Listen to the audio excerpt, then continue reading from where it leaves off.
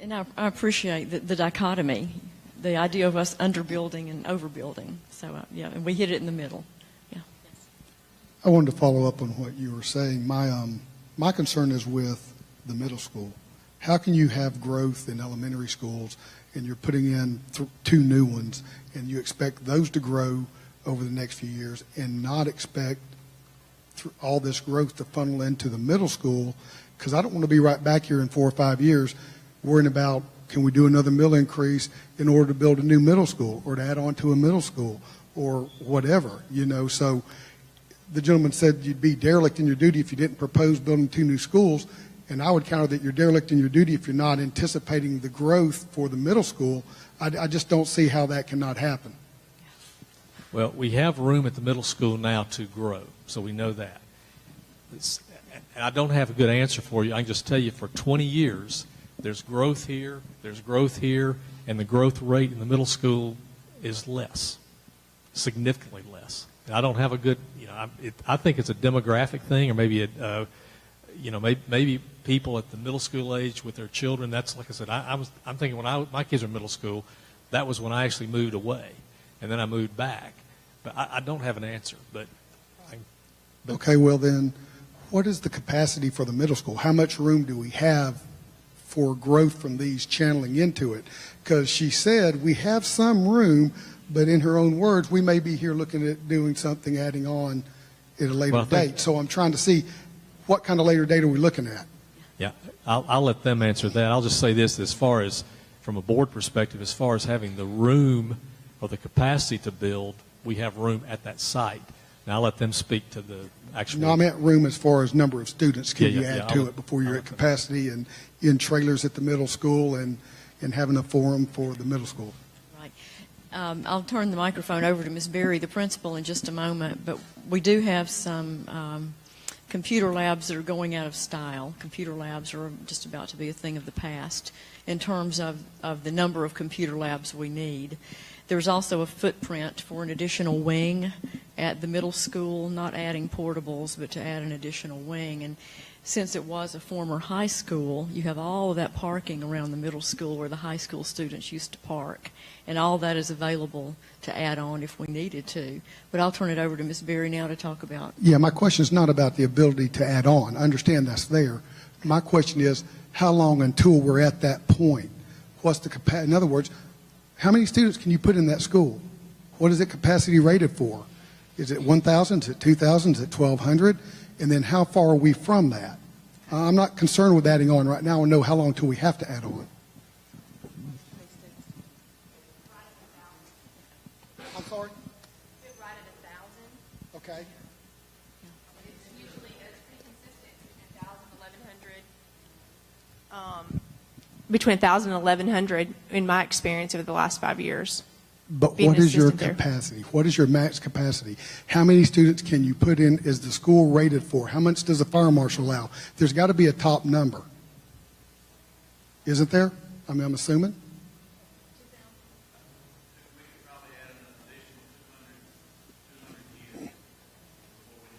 So we got room for about 200 more kids, and we're building 2 new schools so that we could have as much as 1,500 kids from 3 elementary schools, and we're counting on 300 kids a year to move away.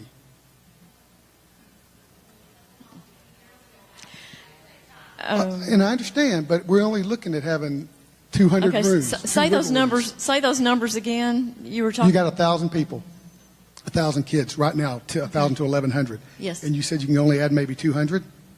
We have room for 200 in the middle school more. for 200 more. Mm-hmm. And if you max out on your elementary schools at 1,500, there's like a 300 disparity here. Yes, I understand they don't all influx, but the numbers are probably spread pretty evenly across, I'm guessing. I'm with you. He's asking a brilliant question. And he's talking about 1,500 students at an elementary school and growth and what might happen. So I'm going to break it down a different way. And from the population studies, there are about 300 students per grade in K-12. And when you have a K through 5 school, you have 6 grades. And when you have a middle school, you have 3 grades. So that's where the difference is. You only have 6th, 7th, and 8th. You don't have 6 grades. You don't have a K through 5 coming into that. So we need about half that to meet that need. But that is a great thought process. Yeah. And just last thing I'll say, you said it's not the forum for it. We can build 1,000 schools. We can build Taj Mahals. If we don't pay our teachers appropriately, it doesn't matter what facilities they're in. Thank you. I appreciate that. I hope our meal increases and that we can do that. I do appreciate that. Yes. Yeah.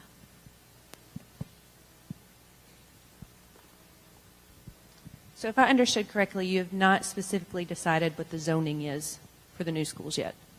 Okay. Well, thinking a little farther, say you have it figured out. I have a child at Payne.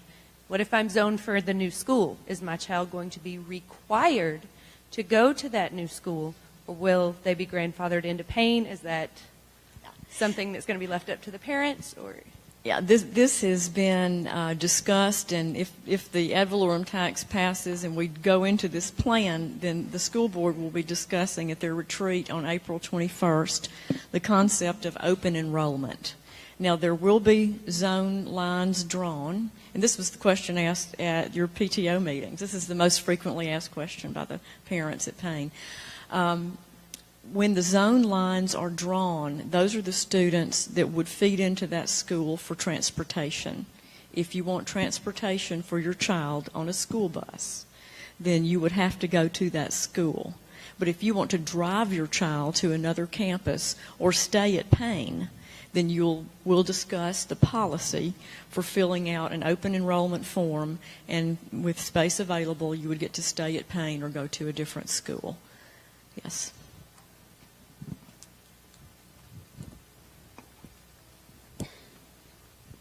And I just want to clarify, and correct me if I'm wrong, but I believe that we got to kind of get in our minds that if, like you're at Payne now, where presumably you'll be zoned would be to a school nearer where you live. So, but the Payne school, as you know it today, would not be the same because a third of those teachers will be in another school. So I think that, there may be some reason, I mean, there may be another reason, but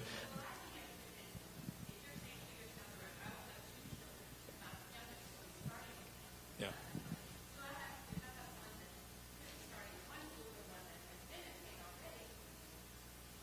Yeah, and I think, we can discuss that. I mean, that's something we'll discuss. But I guess the point I wanted to make was I just want to make sure people understood that Payne as it is now, some of those teachers they'll be spread different places, and you'll be nearer. So there may be a teacher you want, or maybe another reason you have, but I just want to make sure that was clear.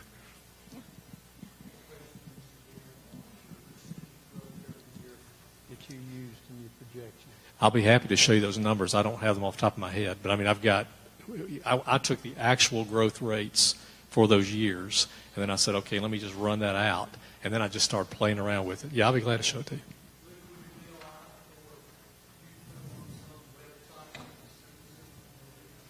Sure.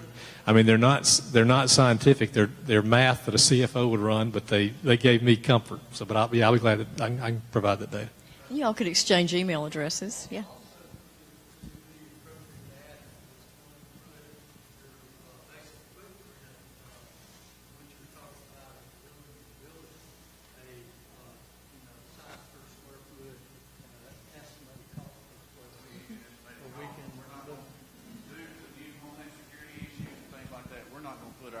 Basic footprint out for people.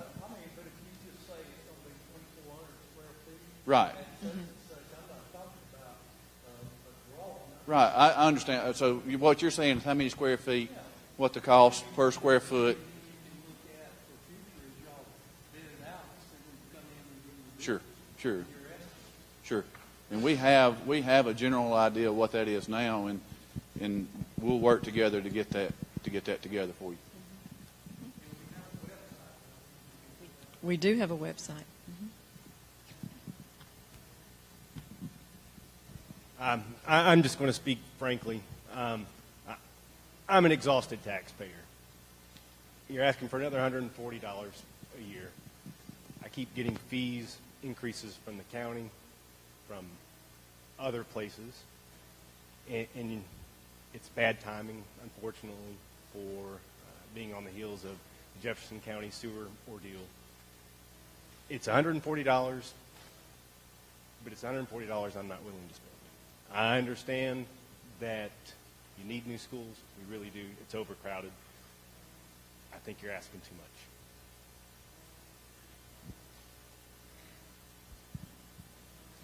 I heard you talk about property values when I first got here. I've been here a good while myself and had a little bit to do with the growth of this town. I think if all of you will check, you're paying less taxes right now than you were 5 years ago. I'd like to see my house get back up to the value it was. And I think that if you look, you're paying a whole lot less. Your house is not worth what it was 5 years ago.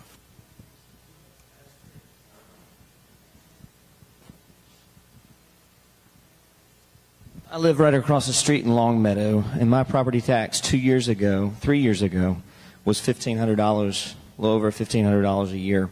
It's down to $1,300. The amount, if I stuck my house for sale today, I couldn't get what I want for my house. And the property tax is the only tax that can benefit you when it comes down to this time of the year, every year. You can take that off on your taxes. You can't do that with a sales tax. So, get the sales tax out the door with what they did, a year ago or 2 years ago, whenever that was passed. But let's focus on this. This is the tax that can benefit a taxpayer. And don't look at it as $140 a year, but look at it as, hey, I can take this off as a deduction on my taxes, and you can get some of that back. This is the only tax that can do that.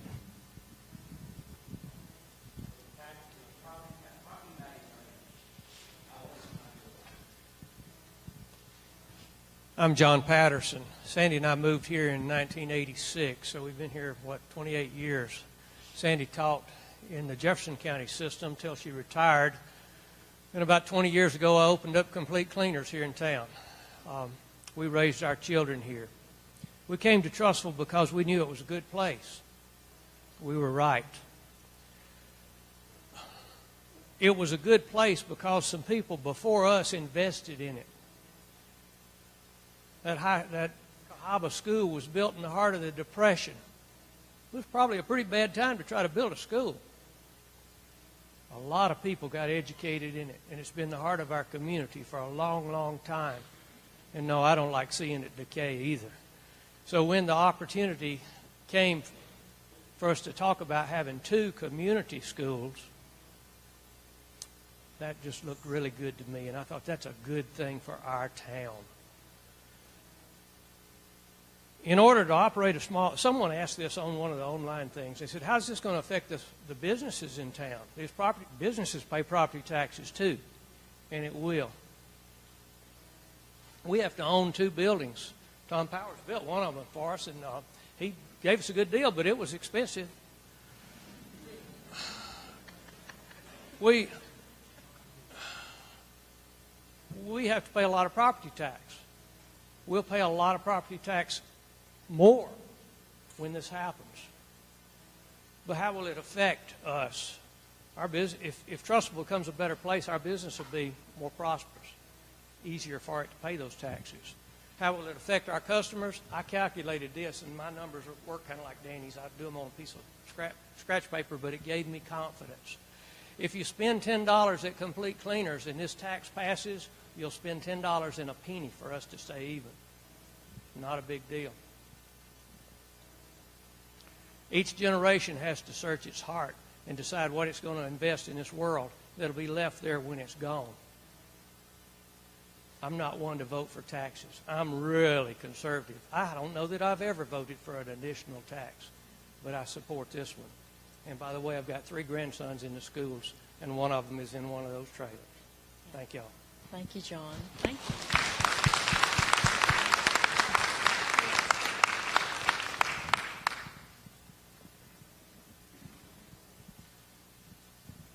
I've looked in getting some type of government grant to help rebuild the old high school.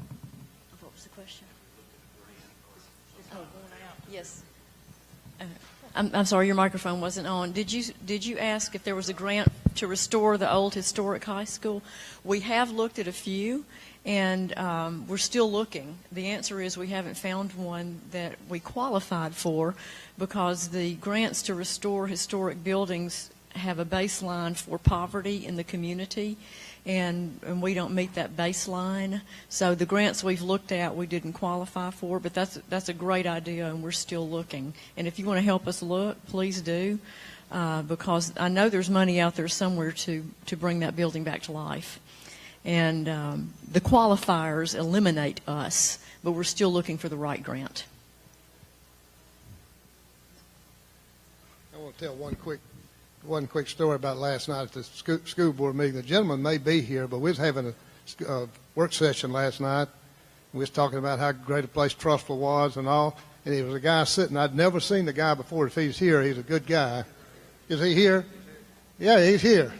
He was. We was talking about it. He said, "I agree with what y'all saying." He said, "I moved here from Ohio a year ago. I have no children in the school, but I looked into place for us to invest a home, and we looked at Trussville and being a great place and a great school system, and I know if I invest in property that it's got to be where there's a good school system, so I'm up here to help y'all." I thought he was up here to fuss at us. He said, "I'm up here to help you," and his wife is helping also the sign.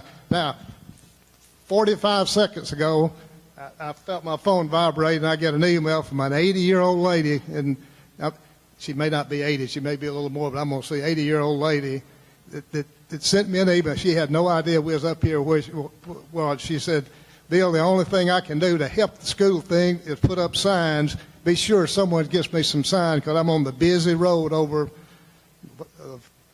off to the, whatever that road, Roper Road or whatever it is."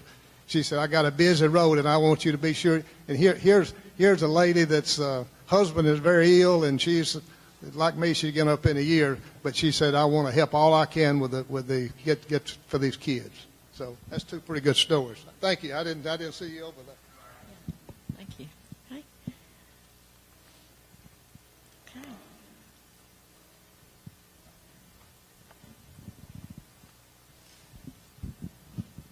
I wanted to just say one thing based on Mr. Patterson. It's funny, I was thinking the same thing just yesterday, and I was telling my husband that the Cahaba project was built right after the Depression, and that's why the government stepped in. It was one of their acts under the Resettlement Act in correlation with the New Deal. And then in 1947, those houses had been rented and owned by the government for 10 years. And then in 1947, those houses were sold. And at that time, we were just a township. We were not a city. And at that time, the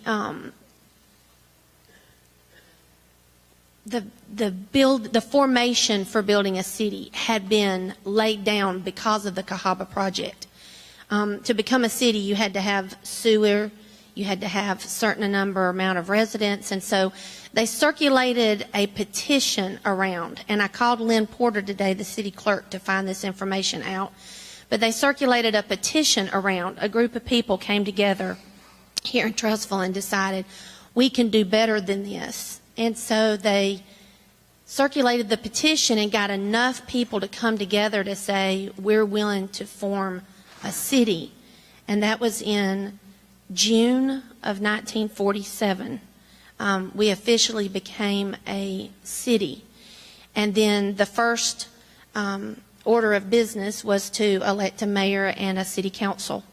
And so since that time, the city has not come together and voted to increase our property taxes, which has been stated which is the best way to fund a school system. And we haven't had to step up as citizens with our property tax values since then. It's not been, the only time it was voted on that it passed, we were on the state ballot. And we passed it, but it didn't pass. statewide. And then it was put back on the ballot in 2010, and of course we all know that it failed. And so I think that it's time in our city to come together again and not look at this as a tax, but look at it as an investment. And Mr. Kirkland pointed out something great at another one of our meetings.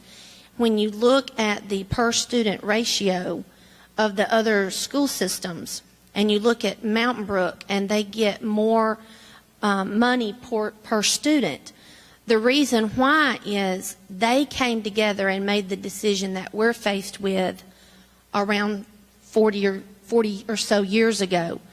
And they came together and raised their property taxes. They paid for their school systems, and now all of their buildings are paid for. And now they're still collecting that property millage. And now they can take that money and put it directly into per student. So we're kind of at that point that those school systems were at several decades ago. And I would like for our children, all of them here, our grandchildren, to be able to come back 40 years from now and have that money, if we continued to have that money come in after the 25 years, to have that money keep coming in to come to the students at that point, and we'd have our buildings paid for. So I, of course, am voting yes.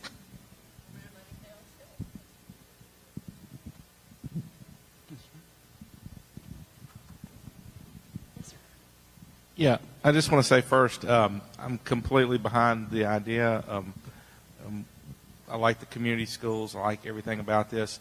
Just have a question about traffic plans, and I know that's probably down the road somewhere, but has there consideration been given to dealing with traffic problems, mainly with the Magnolia Place School? Okay. Yes.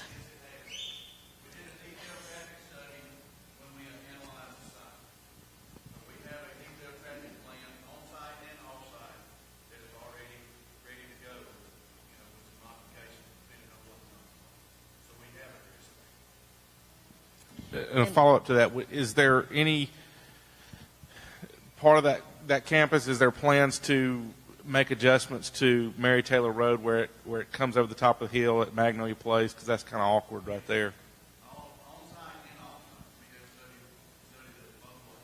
Okay. Great. And I want to get specific with the numbers. When you place the school appropriately, there is a 133-car stack lane off of the subdivision. And when you have 400 students in a school and you can put 70 on a bus, you only have 6 buses. If everybody rode the bus. And then you've got the snake lane, I call it, for 133 cars to stack. Okay. Great question, though. Traffic's always a concern. That's a great question. Okay. Yes. In the back.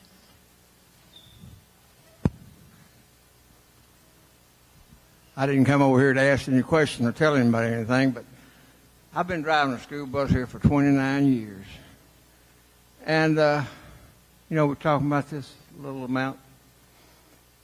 We have elementary kids that ride one way 12, 15 miles to Payne Elementary. And if a parent takes them at $3 something a gallon, how many trips is that going to take to recover what you pay? We have great buses, we have great bus drivers, but common sense tells me the safety part of it. The shorter distance you have to go to school, the safer it is. It doesn't make any difference whether the parent takes them or whether they drive the school bus. The shorter distance a child has to ride to school is the safest. That's the safety part of it. Mm-hmm. That's just common sense to me. Thank you. Thank you for saying that, because I had a parent call to tell me that on the day that it snowed unexpectedly, if we had had community schools, her child could have walked home with her. She could have gotten to the school site. She knows where it is. It's in Magnolia. And she could have gotten to the school and walked home with her child rather than having that child being farthest away from any other student, because on the southern end of Highway 11 is all of the new housing, and they travel the farthest. So those students could have walked home that day.